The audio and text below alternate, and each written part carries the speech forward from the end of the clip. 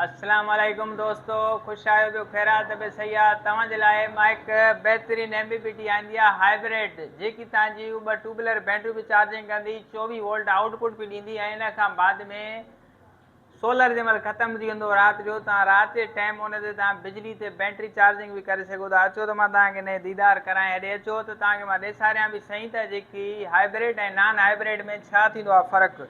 हे जेको हिन में रिले लॻियल आहे, हे वारी जॻह आहे, हिन जॻह तो पाण AC आउटपुट जेको लिखियल आहे हितां पाण ॾींदासीं 220 जी बिजली, बाद में पाण हिन तो 12 वोल्ट आउटपुट वठंदासीं, जंहिं तो राति जो बैटरी चार्जिंग थींदी। ऐं हिन में तव्हां तारां उल्टियूं हणंदव त तव्हांजी हिन सोलर खे कोई नुक़सानु न थींदो, MPPT खे कोई नुक़सानु न थींदो। तमामु बहितरीन शइ आहे। मार्केट बि हिन में तमामु VVIP यूज़ कया विया आहिनि। डबल फैन में आहे, जेकी न गरम थींदी न कुझु। VVIP अचो त हिन खां बाद में अचूं था 3.2 जो जेको सिम्को जो इन्वर्टर आहे, जेको 2 प्लेटनि खां स्टार्ट आहे वेंदे 4 प्लेट ताईं।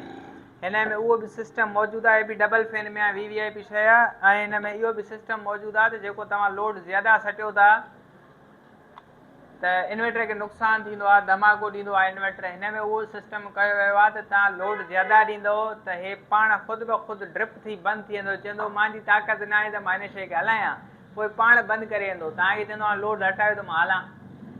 कंहिं बि भाउ खे दोस्त खे खपे त कॉन्टेक्ट करे 0328 99 56 864। अली भाई मुंहिंजो नालो आहे।